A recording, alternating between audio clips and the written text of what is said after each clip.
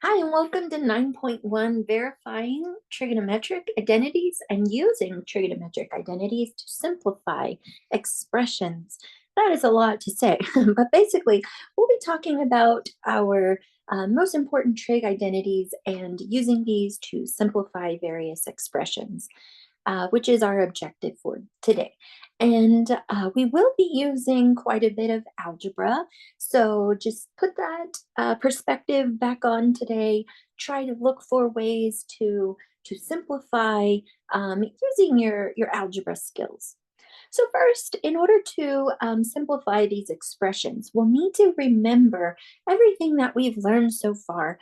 So last couple of units, we've talked about the relationship of sine and cosine to various angles on the unit circle, but also that these trig functions um, can make some new functions, which are cosecant, secant, and cotangent. And these are what we call the reciprocal identities. So when we take sine of theta, for example, it is actually the same as writing 1 over its reciprocal, cosecant.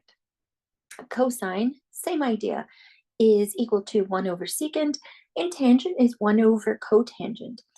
And so then we can rewrite cosecant as 1 over sine theta, secant is 1 over cosine theta, and cotangent is 1 over tangent theta.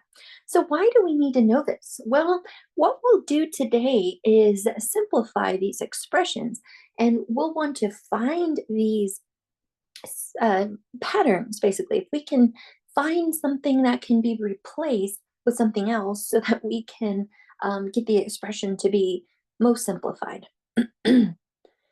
We will also need to remember our quotient identities. So these are the ones that say that tangent is equal to sine theta over cosine theta, which means that cotangent, the reciprocal of tangent, would be the reciprocal of what we just saw. So it would be sine theta cosine theta over sine theta.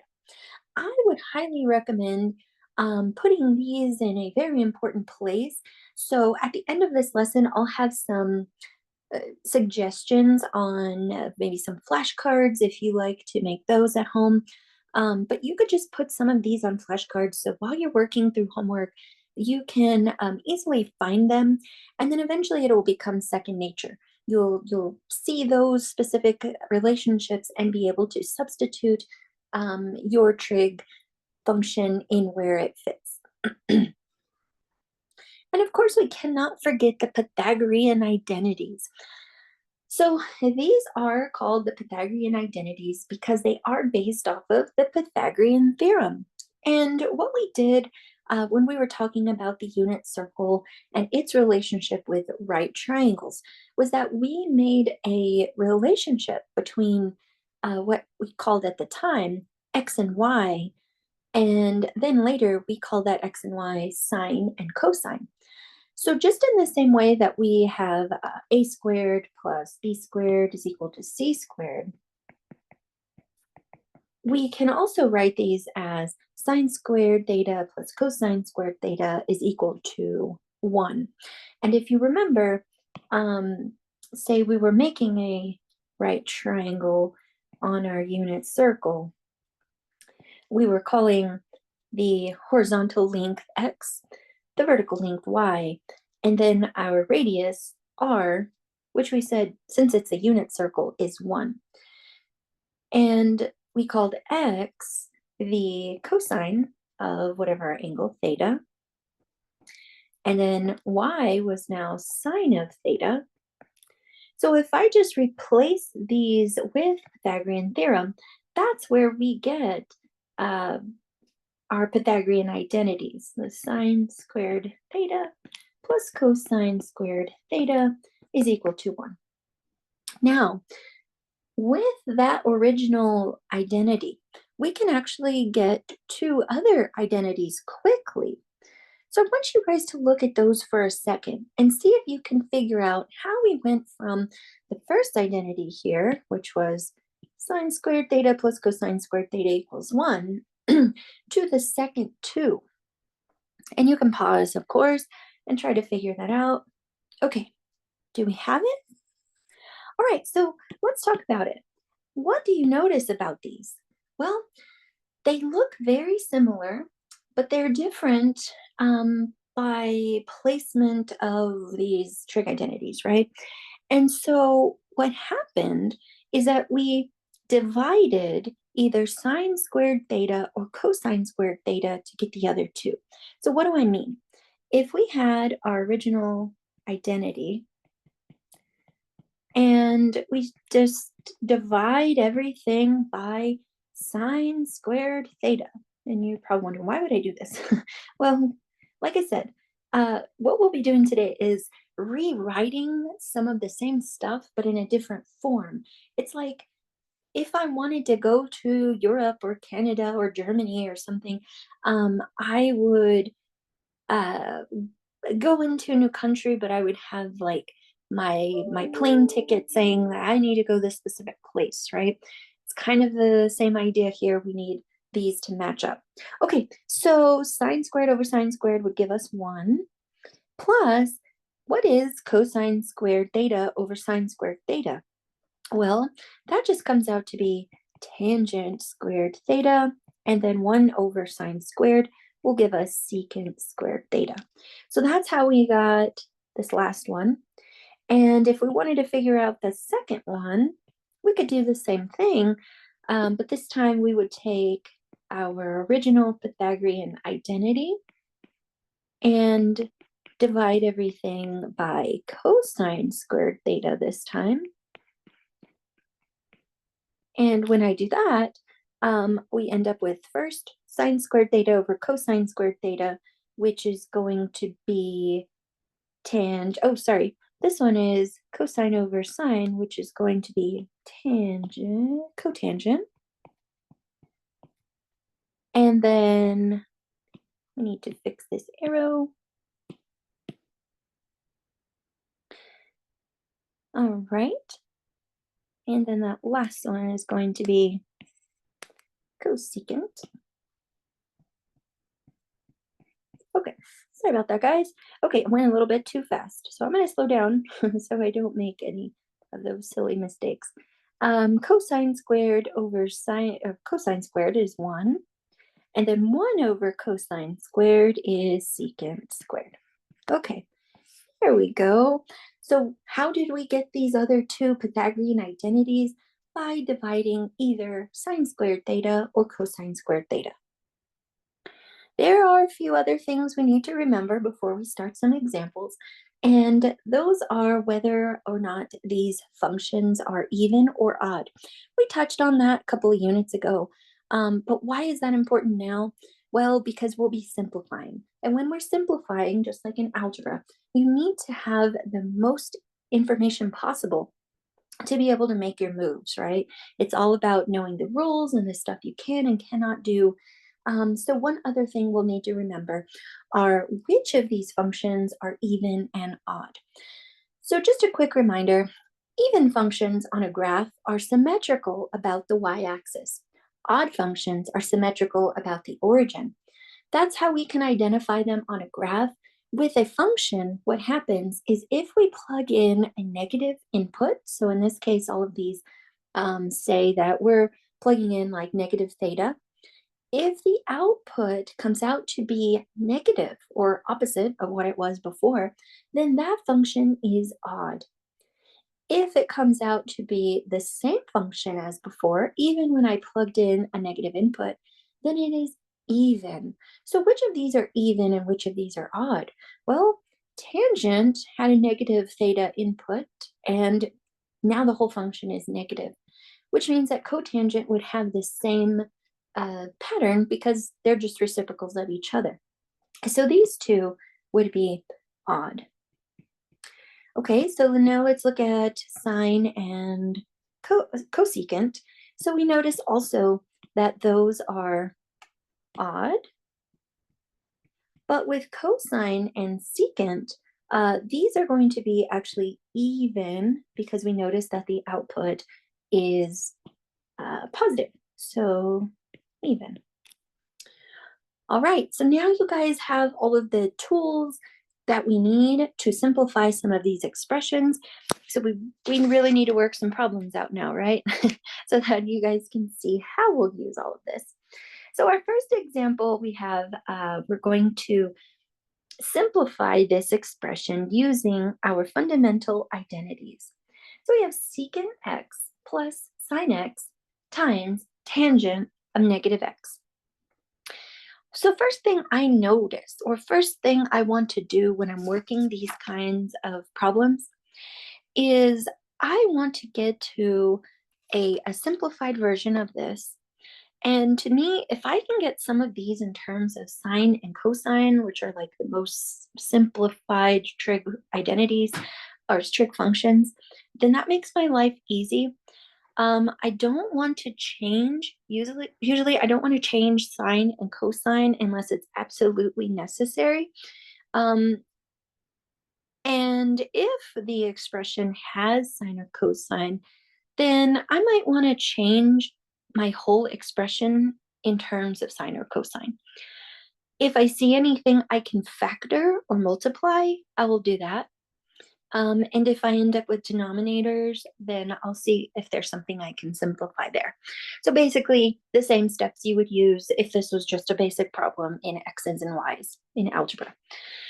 Okay, so first thing I notice is that secant x can be rewritten as one of those reciprocal identities. So secant x can be rewritten as 1 over cosine x. So that's the first thing I notice. I don't want to change sine, like I said, because it plays nicely. So we don't want to change that. I'm going to change color here because it's kind of hard to see. There we go. Maybe not. I'll just keep the white. There we go. All right. So sine of x, and then tangent of negative x, that goes back to those even and odd functions we talked about. So since that is an odd function, then that's going to be like multiplying by negative tangent x. Okay, so what I need to do is simplify this if I can. I'm going to keep 1 over cosine x. Now, if I keep, or if I multiply those together, it won't give me really anything yet, but what I want to do is I want to change tangent in terms of sine and cosine. So like I said, if we can get this in terms of sine and cosine, let's do that. So that would give us sine squared over cosine squared. And then when I multiply this together, oh, sorry, not squared. That is just cosine and sine, because that tangent is not squared. All right, so now we have 1 over cosine x plus, and I'll go ahead and multiply these together. So that's sine x times negative sine x. So right here I have the option to go ahead and just change that plus to minus. And I multiplied sine by sine, so we get sine squared x over cosine x. So what you're probably thinking is that looks like we have a common denominator, so we can rewrite that fraction with one denominator, and then I end up with 1 minus sine squared x. So if I go back to my Pythagorean identities, I find that this numerator, 1 minus sine squared x, can actually be written as cosine squared x. And again, that's just something that we derived from the Pythagorean identity. So now I divide those. So cosine squared x just means cosine times cosine. I have 1 in the denominator, so 1 divides out, and we're just left with cosine x. So this original expression can be simplified to cosine x. Let's try another example. And again, you're more than welcome to always stop and pause and work these on your own paper and then come back. Okay, so now we're working out this problem. 1 minus sine squared x over cotangent squared x plus 2 cosine squared x. Again, step 1, I like to change everything to sine and cosine because those are our most simplified trig functions. So what I would do here is I notice that in the numerator, 1 minus sine squared x is cosine squared x. Okay, what about the denominator? Well, cotangent is the same as cosine over sine, but this is squared, so I'm going to write that as cosine squared x over sine squared x plus, and then I'm not going to change the second one because it's already in terms of cosine. So what I need to do is go ahead and divide that big fraction, and I'll end up with cosine squared x times, if I multiply and by the reciprocal here, sine squared x over cosine squared x. Got to bring down that to cosine squared x. My cosines will divide out, so I have sine squared x plus 2 cosine squared x. Okay, so maybe this is simplified, but I do want to see if it can be more simplified. So what I'll do is separate the 2 cosines over here and write that as cosine squared x plus cosine squared x. And you're probably wondering why. Well, because if I do that, then I see sine squared x plus cosine squared x, which will be 1. And then I just bring down that final cosine squared x. So there's my simplified answer. I can't go any further than that because now I've arrived at one of those original Pythagorean identities. Okay, example 3. We're going to write this expression in terms of the second expression. So we have cotangent x, and we're going to write this in terms of sine x. So all that means is that when we get our final answer, we're only going to have sine. It's kind of like those problems in algebra where you had to solve for a specific variable. Kind of the same idea, but here we're going to have to convert that cotangent into terms of sine. All right, so again, stop if you would like and work this out. If not, I'll go ahead and begin. All right, so what can we do with cotangent x?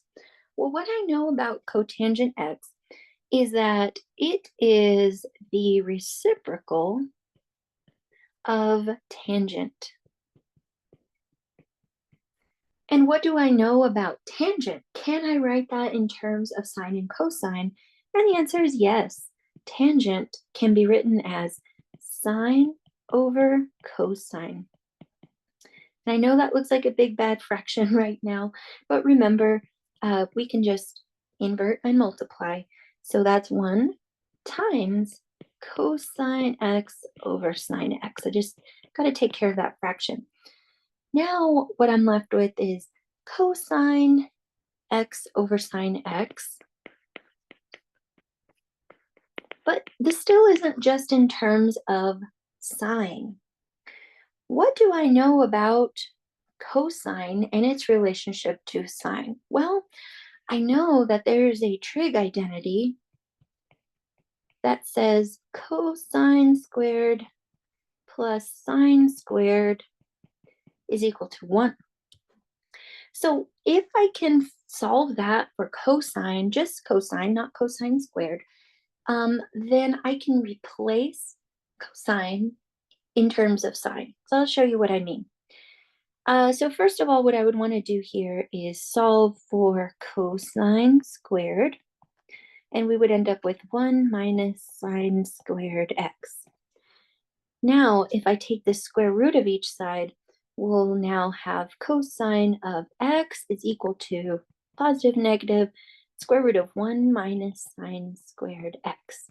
So notice now I have a replacement for cosine, and that replacement is in terms of sign. So what I can do over here is rewrite that last statement that we had as 1, or positive and negative, square root of 1 minus sine squared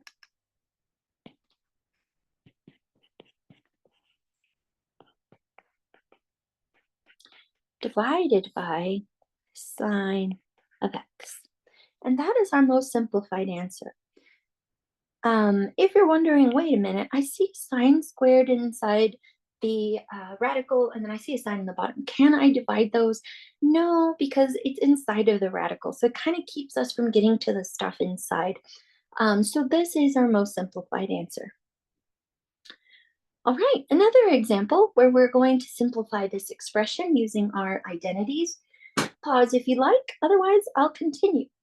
So here we have 1 plus tangent theta, and it doesn't matter if we use x, theta, t, it's just the name of the angle that we're dealing with, over cosecant squared theta plus sine squared theta plus 1 over secant squared theta. Well, a lot of stuff here, right? But if I can see anything that I can replace, then I'm going to go ahead and do that. And the first term that I'll deal with is that first fraction. And what I notice is that the numerator, so, is 1 plus tangent squared theta. And if I go to my trig identities, that one actually equals secant squared. All right, then I still have this over cosecant squared. And then I'll just bring everything else down.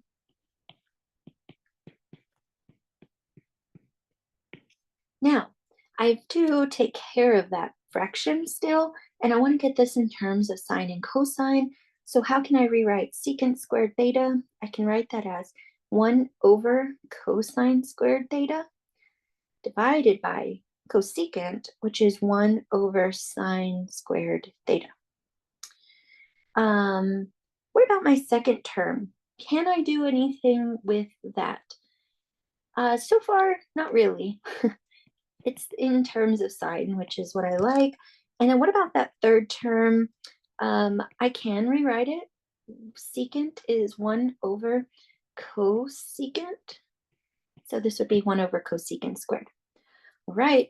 Again, we're simplifying, so it may look a little bit cumbersome, but don't get discouraged. We're going to get this down to simpler terms. All right, so divide that first fraction.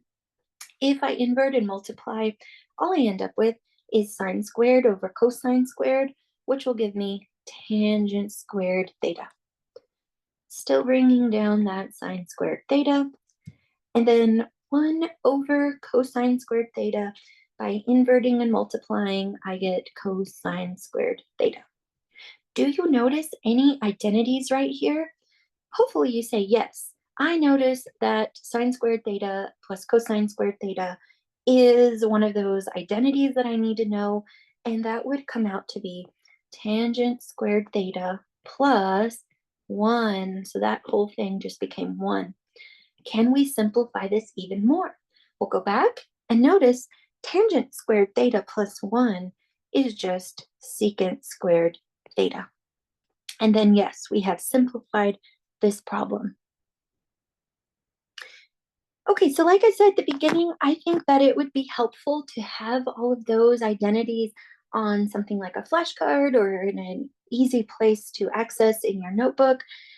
Because maybe while I was working those problems, you were wondering, how does she just go from tangent squared theta plus 1 and say that that's secant squared theta, right?